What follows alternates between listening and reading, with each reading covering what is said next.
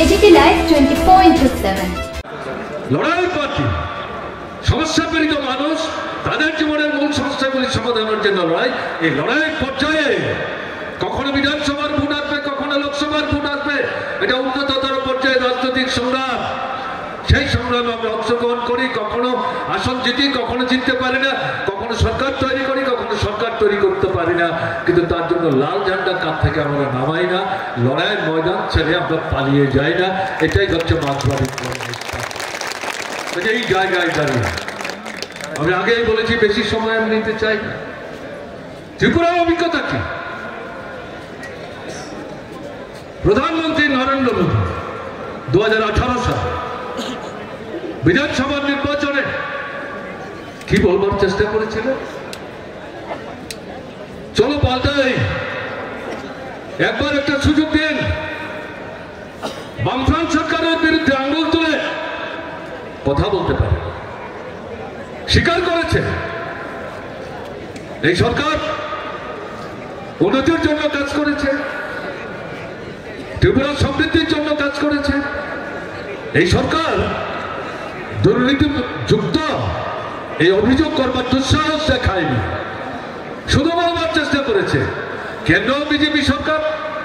রাজ্যে যদি আপনারা আমাদেরকে সরকার তৈরি করতে সাহায্য করেন, তাহলে দুটো সরকার একসাথে মিলে যে যে কাজগুলি আপনারা চাইছিলেন সমাধান হোক, রাজ্য সরকারের সীমাবদ্ধতার কারণে করে উঠতে পারেনি, সেই সমস্ত সমস্যার সমাধান আমরা করব।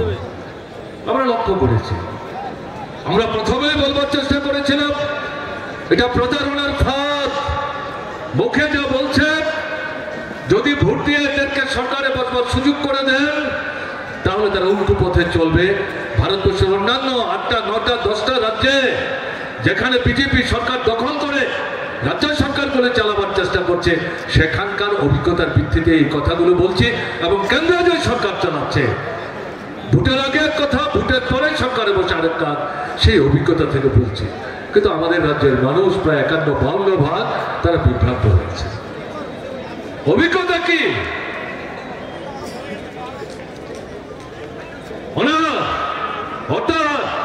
অনাহার মৃত্যু, সন্তান বিক্রি, কাজের জন্য রাজ্যান্তরিত হওয়া, দেশের বাইরে যাওয়া, সেখানে গিয়ে বেঘরে মৃত্যুর সম্মুখীন হওয়া, সে মৃতদেহ বাড়িতে পর্যন্ত মা বাবা ফিরিয়ে আনতে পারছে না। বামফ্রন্ট সরকারের সময় ছিল এরকম, কংগ্রেসের দুঃশাসনে ছিল, কংগ্রেস উপজাতি যুব সমিতির দুঃশাসনে ছিল। বামফ্রন্ট সরকার এটাকে বন্ধ করেছে, এটাকে অতীত ইতিহাসের পাতায় তাকে সীমাবদ্ধ করেছে।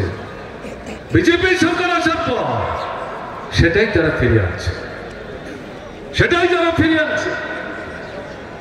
কাজ নাই, রোজগার নাই, কেনবার ক্ষমতা নাই, এরকম যে পরিস্থিতি চলছে। দোকানপাট খুলে বসে আছেন দোকানেরা, কেনবার লোক নেই। মানুষের হাতে পয়সা থাকতে হবে। বেকার প্রতিশ্রুতি দিয়েছিলাম শূন্যপদ থাকবে না, নতুন করে কোনো শূন্যপদ তৈরি হতে দেবে না।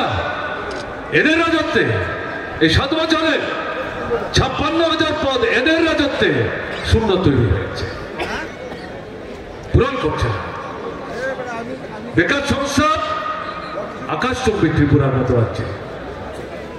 এই যে পরিস্থিতি চলছে, কৃষক এই যে গত 41 বছরের মধ্যে এত বড় বন্যা হয়ে গেল, বামফ্রন্ট শাসনে 48 ঘন্টার মধ্যে সরকারের নির্দেশে ডিস্ট্রিক্ট ম্যাজিস্ট্রেট বিভিন্ন মানুষের পাশে দাঁড়িয়ে সামর্থ্যের সীমাবদ্ধতা হাতে নিয়েই সেই মানুষদের সাহায্য করার চেষ্টা করেছে। কোথায় বিজেপি শাসিত ত্রিপুরায়? কোথায় সরকার? কোথায় আক্রান্ত বিধ্বস্ত মানুষ? সাহায্য তাদের দিকে ফিরে কেউ তাকাবার চেষ্টা করে না। আর আগরতলায় মন্ত্রীরা মুখ্যমন্ত্রীর উপস্থিতিতে কার্নিভ্যাল করেন দুর্গাপূজার দশমীর নামে, লক্ষ্মী পূজার আগের দিন। আরে পূজাই তো মানুষ করতে পারলো না। আগরতলার ব্যবসায়ী যেখানে আপনারা কার্নিভ্যালের নাচাগানা করেন, তারা তো দোকান খুলে ঘাট দেনা করে জিনিস নিয়ে বসেছিল। অন্তত বছরে এই সময়টা বিক্রি করতে পারলে পর পরিবারটা নিয়ে বেঁচে বলতে থাকবো, তারাই তো মুখ বেজার করে বলছেন ক্ষেত বাড়িতে লোক আসছে না। পয়সা না থাকলে মানুষ কি করে বাজারে আসবে? বাজারে তো দোকান দেখবার জন্য মানুষ আসে না। এই সরকার, তার কোনো ভূত বৃষ্টি ছিল? দায়িত্ব জ্ঞানহীন, অমানবিক। না হলে পরে এরা এই ধরনের কার্নিভ্যালের অনুষ্ঠান করতে পারে? এর থেকে বুঝবার চেষ্টা করতে হবে। কমরেড প্রকাশ করে উল্লেখ করবার চেষ্টা করেছিলেন, বামফ্রন্ট শাসনে ত্রিপুরাতে সাম্প্রদায়িক দাঙ্গা ছিল না। সন্ত্রাসবাদীরা কোনো কোনো রাজনৈতিক দলের সমর্থনে পুষ্ট হয়ে রাজনীতিগত ভাবে বামফ্রন্ট মার্ক্সবাদী কমিউনিস্ট পার্টিকে তারা যখন মোকাবেলা করতে পারছে না, এই সন্ত্রাসবাদীদের ঘাড়ে চড়বে সরকার দখল করার বন্ধ করছিল, এরা সেখানে বন্দুকের নলের মুখে মানুষের রক্ত ঝরিয়ে তারা হুলি খেলবার চেষ্টা করেছে। এটা দাঙ্গা না, এটাকেও বামফ্রন্ট সরকার মোকাবেলা করার চেষ্টা করেছে, শান্তি পুনঃস্থাপন করেছে। গোটা ভারতবর্ষের সামনে ত্রিপুরা বামফ্রন্ট সরকার দৃষ্টান্ত স্থাপন করেছে।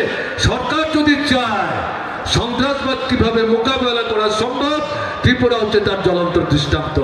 এরা স্বীকার করতে বাধ্য হয়েছে। কাজে এই যে পরিস্থিতি আজকে যেটা দেখা যাচ্ছে, ধর্মের নামে, সম্প্রদায়ের নামে আরএসএস, বিজেপি, বিশ্ব হিন্দু পরিষদ পেছনে দাঁড়িয়ে বিশ্ব জনবসতির এলাকায় হিন্দু মুসলমান বসবাস করেন, সেই জায়গায় বিরোধ বাঁধাচ্ছে, বাড়িঘর পুড়িয়ে দিচ্ছে, লুট করছে, দৈহিক আক্রমণ করছে, খুন খারাপি করছে। কদম দলত ধর্ম না বলে, কজোড়া বলে